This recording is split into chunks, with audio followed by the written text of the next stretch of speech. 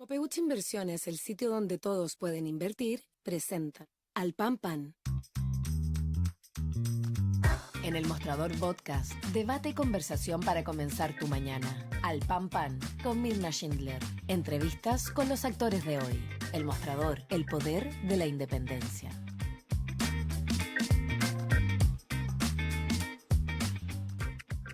¿Cómo están ustedes? Muy buenos días. Comenzamos el último capítulo de la semana aquí en Alpampan por elmostrador.cl y nos vamos a concentrar hoy día en la noticia, por supuesto, más importante que cubre todas los titulares de todos los medios internacionales del mundo, nosotros también, y es ya la definición del nuevo Papa. Tenemos un nuevo Papa, esta vez el norteamericano Robert Francis Prevost, pero en realidad es una suerte de norteamericano peruano, no solo porque está nacionalizado peruano, sino porque parte muy importante de su carrera pastoral la hizo precisamente en Perú.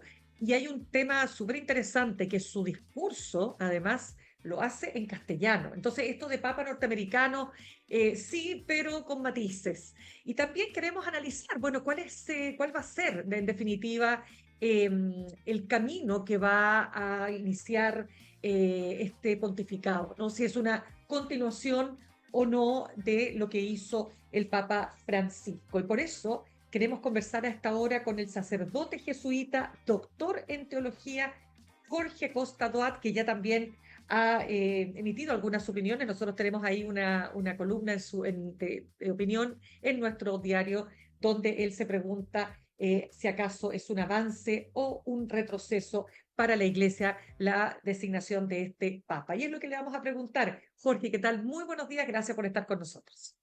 Bueno, buenos días y gracias por la invitación. Bueno, partamos por esa pregunta que usted se formula en la columna de opinión, ¿no es cierto?, que publicamos en nuestro medio. ¿Avanza o retrocede la Iglesia con León XIV? Ya cambié de opinión respecto a la columna. Ya, Pasa que uno trata de entender de qué se trata el fenómeno. No es que haya cambiado de opinión, lo que pasa es que eh, me planteé de nuevo el asunto en la perspectiva de la cancha grande, o de gran angular, por decirlo así. ya. Entonces, eh, mirando lejos, eh, lo que veo, lo que pienso es que ¿acaso este Papa va a ser un continuador de Jesús? Porque eso es lo que cuenta.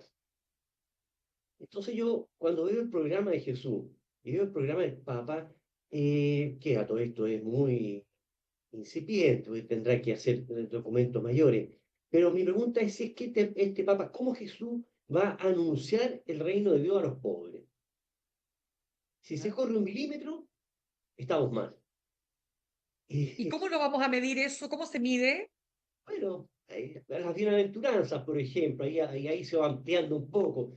Bienaventurados los pobres, bienaventurados los que lloran, los que son víctimas de la injusticia, etcétera. Entonces, ¿cómo se mide eso? A ver, hay cosas así mayores y menores. Hay que considerar que el cristianismo tiene 2000 años. Hay que considerar que la iglesia está expandida en los cinco continentes. Y un criterio fundamental, dos te diré. Un criterio Ya. fundamental es si va a ser o no un continuador del Vaticano II.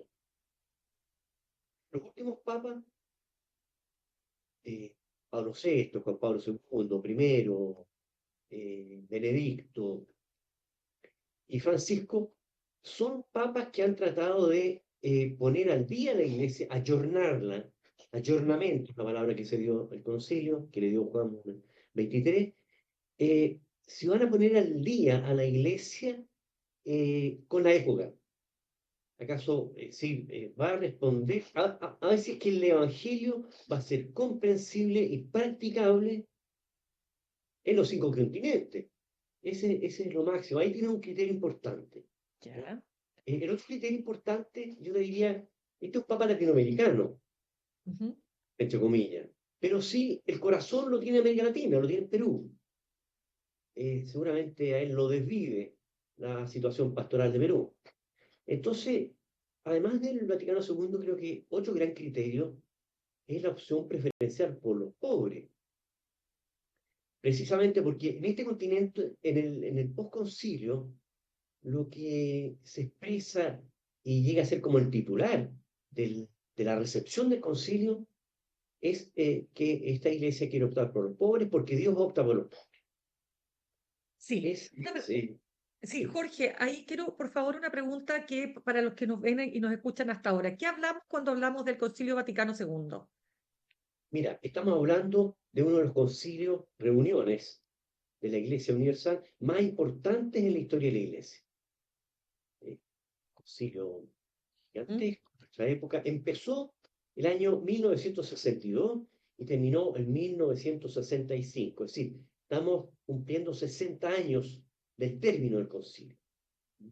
El concilio produjo una serie de documentos, constituciones, documentos, decretos, que ha ido implementando la iglesia de a poco.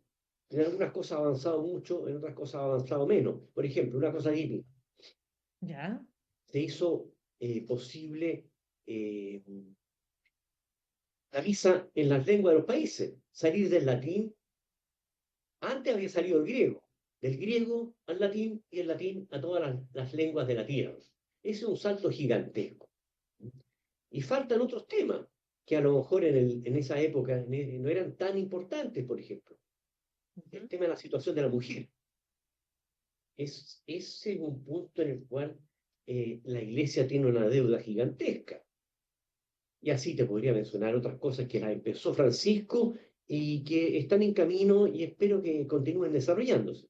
Vamos entonces, mira, vamos a ir a, a esos pendientes que comenzó Francisco y que tienen que, claro, naturalmente, ojalá seguir fortaleciéndose. Pero antes de eso, lo primero que me gustaría preguntarte es lo siguiente. ¿Para ti fue una sorpresa la elección de Robert Francis Prevost? Sí, porque no tenía idea de quién era. Ya, claro. Porque sí, así lo plantearon varios de los que estaban cubriendo la noticia allá en el Vaticano.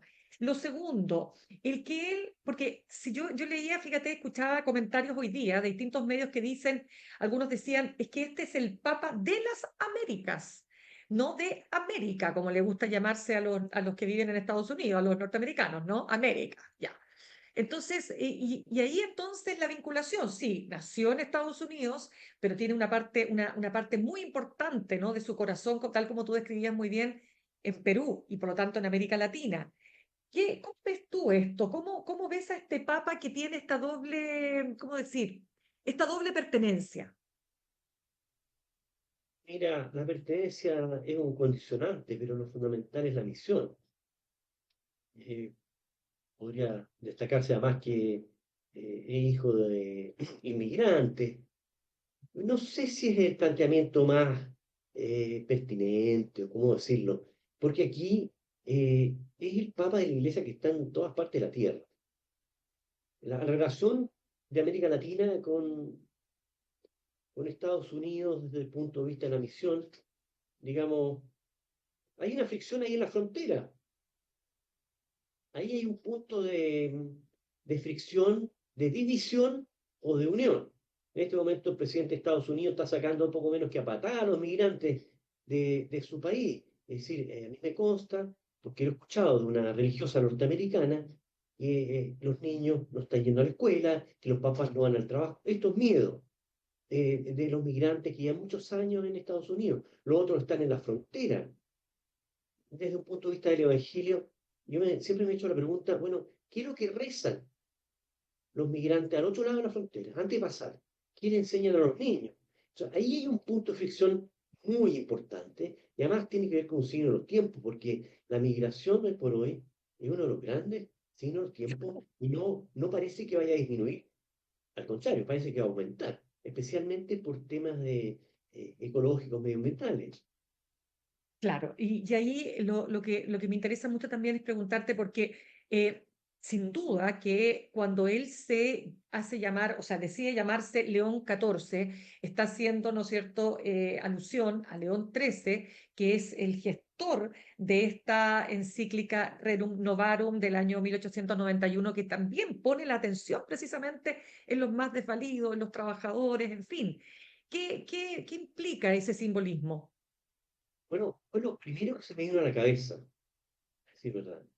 Porque Herrero Novarum responde al conflicto eh, que se da en el siglo XIX con los procesos de industrialización de grandes mayorías de proletarios en condiciones inhumanas de trabajo.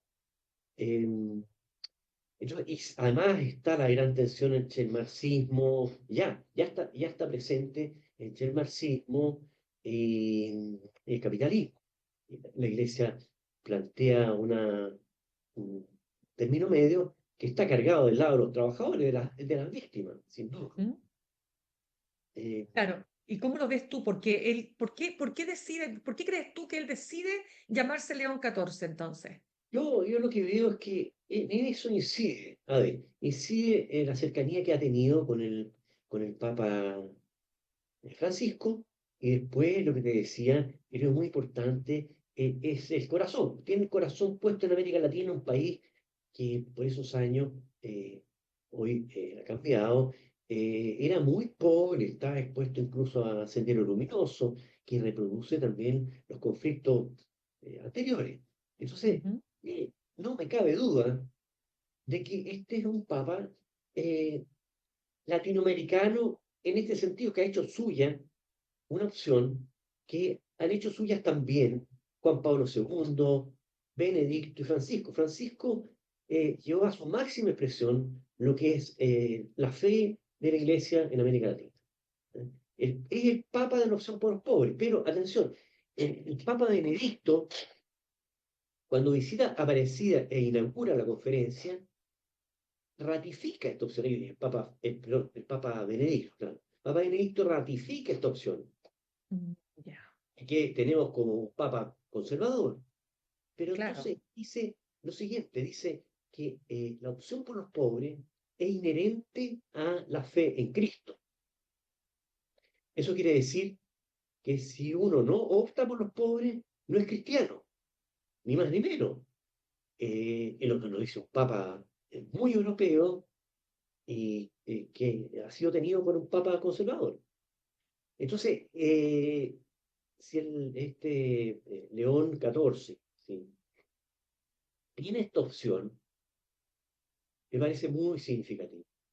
Como te decía al principio, si la Iglesia hace 2000 años no ha sido capaz de anunciar el Evangelio a los pobres, a las víctimas de la injusticia, etc., se ha corrido su misión.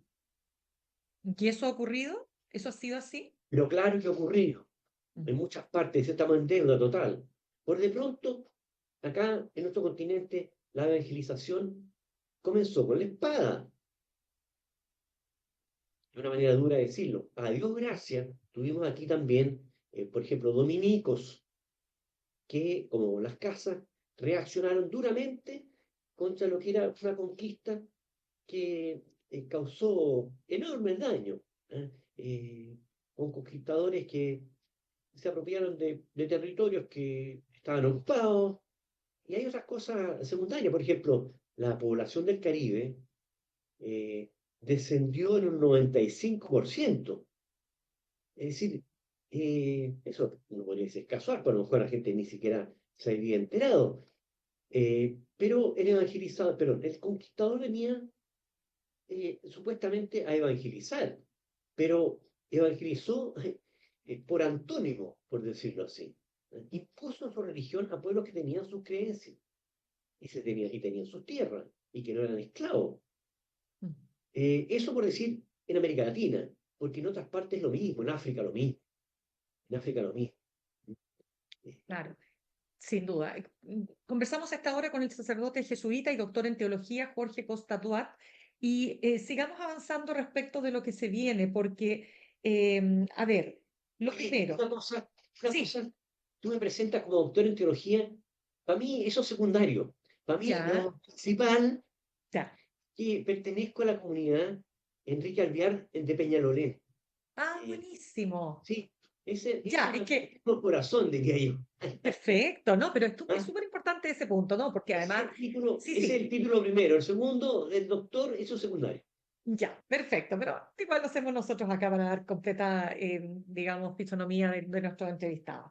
Ya, entonces, Jorge, lo que quiero también seguir avanzando es, a ver, de lo que hizo el Papa, porque tú dijiste una cosa muy bonita en tu columna de opinión, tú dices que lo que debe traducirse, esta evangelización, em, que tiene que estar a tono con la vida contemporánea, dices tú, que tú dices que interpele frente a los grandes poderes que oprimen a personas y pueblos y que ofrezca esperanza a generaciones que miran el futuro con inquietud apocalíptica. Bueno, ¿no sería una manera también de ser continuador de Francisco? Francisco estaba en esa línea, ¿o no? Total, ¿Mm? total, totalmente. Fíjate tú, hay esta relación que nadie hizo y que tal vez directamente él mismo ni se imaginó.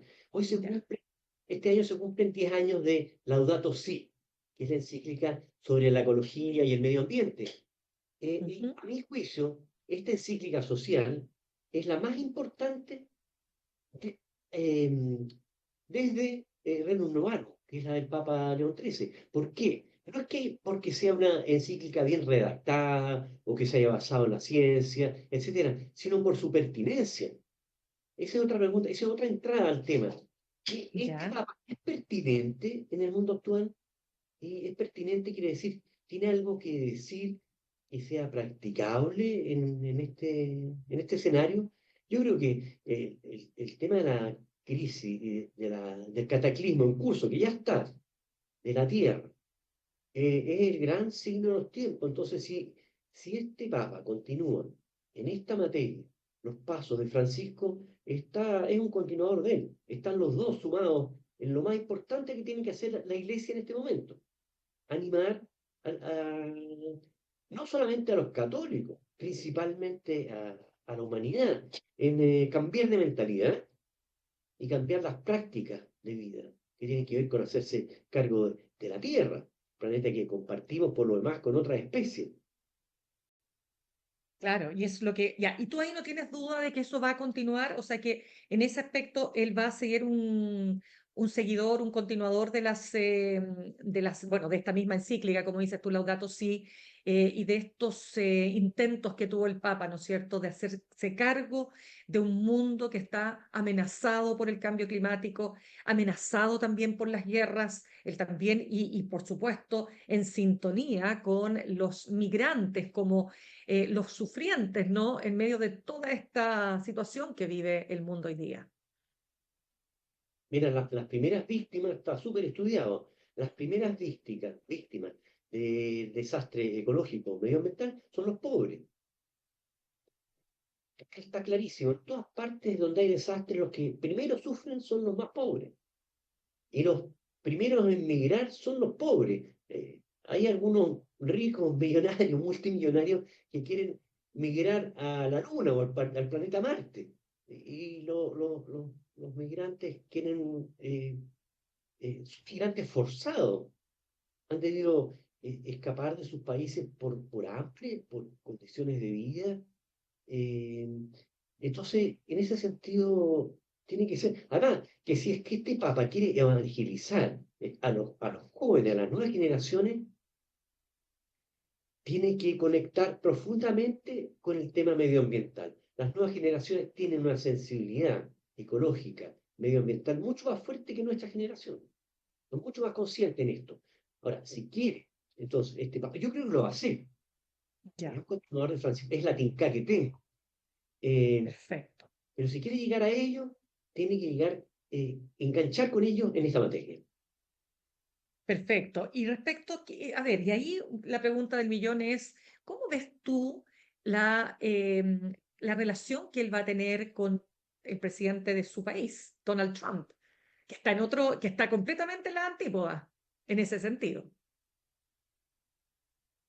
Mira, impresión, ya el Papa Francisco eh, da la impresión de que tuvo sus roces con Estados Unidos, particularmente cuando él le escribe una carta a los obispos latinoamericanos, perdón, a los obispos norteamericanos, respaldándolos en la actitud que ellos habían tenido frente al nuevo gobierno de Trump. Y fue fuerte.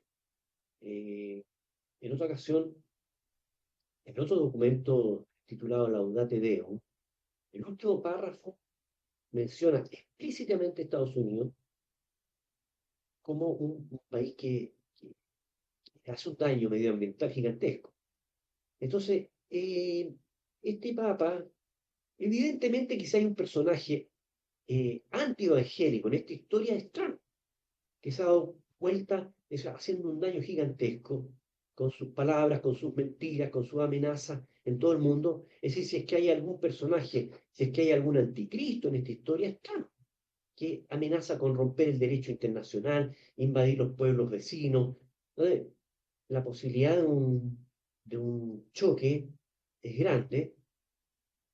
Hasta te diría yo, ojalá que se dé, porque el Evangelio Jesús lo anunció entrando en conflicto con los poderosos de la época. Es decir, si tiene que haber una continuidad fundamental, es con el Jesús que fue crucificado por los poderosos. Interesante ese punto. Tú dices que si tiene que haber un choque, que se dé. ¿Cómo te lo imaginas? No sé, no sabría decir. Te lo pregunto por el tema, sobre todo el tema migrantes. Tú mismo lo describías, ¿no? Sacando poco menos que a patada a los migrantes del país, sin respetar ni siquiera el Estado de Derecho.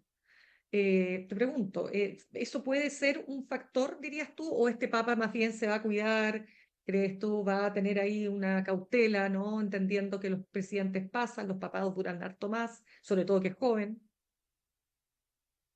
Mira, el papado es un cargo dificilísimo. No se lo doy a nadie.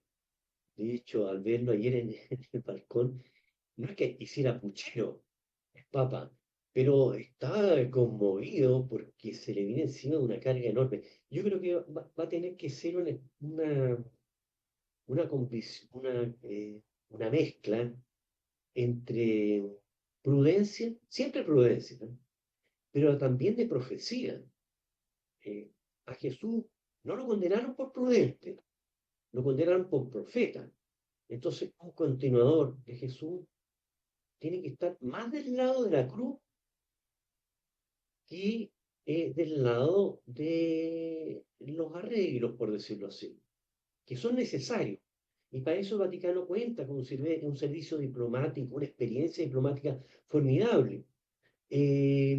Yo en la situación actual del mundo le doy suma importancia al trabajo diplomático, porque ellos son como amortiguadores, como unos colchones, son los que inhiben los conflictos.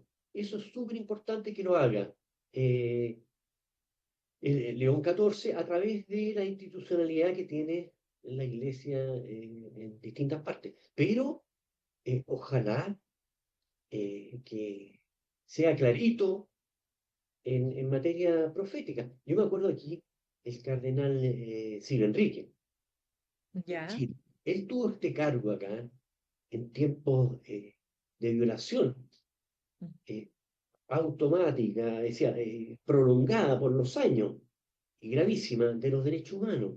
Y él tuvo que ser prudente, pero al mismo tiempo supo ser profeta, las dos cosas. Y la iglesia, en ese entonces, en todos estos años, fue una iglesia perseguida. Y por lo mismo fue una iglesia que tenía autoridad. Claramente. Jorge, hay una situación que apareció ayer a propósito de la elección del Papa Prevost, en cuanto a que habría estado él en el ojo del huracán por denuncias de presunto encubrimiento de sacerdotes acusados de abuso sexual. La diócesis de Chiclayo, ¿no es cierto? Su diócesis lo negó categóricamente, pero no sé si tú tienes más antecedentes sobre esa situación. No sé nada, Ya. pero si fuera verdad Mm. y se acreditara que eso ocurrió, tendría que renunciar. Parece obvio, por el Ya, pero contexto en que estamos. claro, Es ahora. es decir, el tema de los abusos sexuales del clero, algunos que son verdaderos delitos, el encubrimiento, es la catástrofe de la iglesia, no sé, por siglos tal vez. Porque la iglesia representa la fe en Dios, pero si los representantes de la fe en Dios no son dignos de fe, bueno, estamos pésimos.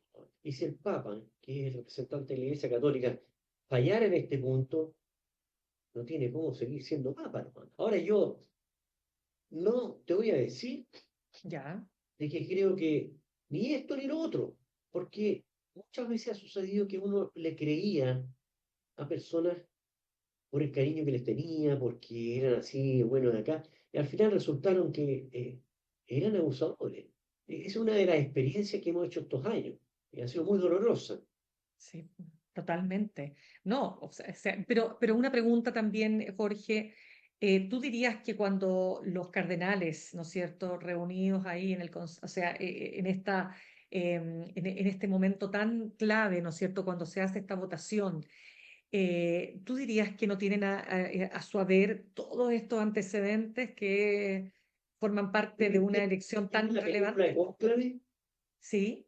No, no Mira, la he visto, no la he visto, no la he visto. bien, déjame una mirada. Muy interesante la película porque precisamente el personaje que lo hace magnífico, ¿Ya? principal, él tiene que indagar acerca de los antecedentes del eventual posible papa. Y eso, bueno, hay varios candidatos. Entonces, una de las pegas importantes que debió ser, y por eso la película es tan interesante, es que no se le escape un candidato que tiene malos antecedentes. Claro, Yo espero que eso haya ocurrido. sin Ahora, duda. ahora, Ojalá. ¿qué te digo? ¿De dónde sacan ellos, de dónde han podido sacar los antecedentes de Benedicto, perdón, de León XIV? No sé, Ya. en tan poco tiempo. Eh, pero, pero en el Vaticano tiene que haber antecedentes de todas las personas que han sido acusadas, denunciadas, encausadas. Eso tiene que estar en los registros, en alguna parte. Y alguien tiene que haber visto eso, prevenir que eso no suceda. Me imagino, y ojalá que sí sea de todas maneras, pues si no sería una cuestión realmente compleja para la Iglesia con un Lamentable. papa, claro, con un papa recién electo. Lo último que te quiero preguntar, Jorge, conversamos con Jorge Costatoat, sacerdote jesuita. Perdón, tú dijiste que además tienes un rol en Peñalolén, ¿me lo puedes Soy repetir? integrante de la comunidad Enrique Alvear de Peñalolén, que Enrique era la Alvear. comunidad que estaba en la toma de Peñalolén. Perfecto, y además doctor en teología, lo digo yo. Bien, pues lo que quiero preguntarte ahí es lo siguiente, ¿qué va a pasar con, muchos se preguntan y algunos dicen que no está claro si él va a continuar o no con una apertura hacia el mundo homosexual, bisexual, lesbianas, en fin, los transgéneros? ¿Qué va a pasar ahí, crees tú, sobre todo en los avances que hizo el propio Papa Francisco? No tengo idea. Está bien, Espero no que, tienes idea. espero que, espero que avance. Porque ahí hay víctimas inocentes que han sido culpabilizadas por generaciones. Eso no puede ser. Tiene que encontrar manera de que el Evangelio sea una buena noticia para esa gente. Correcto. Tiene que haber una manera de que efectivamente se pueda incluir a ellos también, como lo hizo con los divorciados, dándoles la posibilidad de la comunión, y que les generó muchos roces con los sectores más conservadores. De hecho, no olvidemos que hace pocos días, Ultraconservadores. claro, pero imagínate, hace pocos días el cardenal alemán se mandó una declaración de que habló del Papa hereje. Ya, pero hay casos patológicos en la iglesia, fíjate, esa es una postura que no hay que considerar. Es muy difícil, es muy peligroso acusar a alguien de hereje. Imagínate, pues. Si no es hereje, el hereje eres tú. No, pero por eso te digo, o sea que realmente el Papa naturalmente tuvo oposición de los grupos más conservadores, Sí, pero ahora, parecieras, ¿sabes qué? dime, Ahí hay un problema complicado y que tiene que ver con que la iglesia está en todos los continentes. claro, Si tú le hablas de homosexualidad a los africanos, no, se mueren, se mueren, se saltaron. mueren, súper No, no conservadores, solamente los ultraconservadores norteamericanos, claro, los no, africanos son los primeros en saltar. total, Si tú nos hablas a nosotros de la poligamia, a nosotros nos parece horroroso, claro, exacto, ¿ah? sí, Pero para los africanos es normal. Entonces claro. estamos en esa situación que la iglesia tiene que anunciar el evangelio en todos los continentes y la realidad cultural de los continentes es muy distinta. Y yo creo que esa es de las grandes tensiones que tiene hoy por hoy la Iglesia Católica. Claro, son las grandes tensiones. Ya, pues vamos a estar conversando más adelante, por supuesto. Estamos recién haciendo los primeros análisis sobre la elección de León XIV, el Papa Robert Francis Prevost Martínez, además. Entiendo que es hijo de española y padre francés, si no me equivoco. Bueno, interesante en todo caso, más su nacimiento en Chicago y todo lo que implica esta doble nacionalidad peruana, norteamericana. Vamos a ver qué más podemos ir analizando sobre su figura. Muchas gracias, Jorge, por haber estado con nosotros esta mañana. Gracias por la oportunidad de compartir. Gracias. Muchas gracias. Buen día. Gracias. Saludamos a nuestros auspiciadores. Ahorrar cotidianamente se puede y de forma organizada, rápida y online con Ahorrando, la nueva funcionalidad de tu app Coopeuch, en donde puedes programar ahorros de manera fácil y entretenida, eligiendo tus propias reglas y metas. Haz que el ahorro sea parte de tu vida con Ahorrando de Coopeuch. Más información en coopeuch.cl. Nos vamos al corte y al regreso vamos a estar conversando con nuestro editor general, Héctor Cosio. En instantes, una nueva entrevista en Al Pan Pan con Mirna Schindler por El Mostrador Podcast, el poder de la transparencia.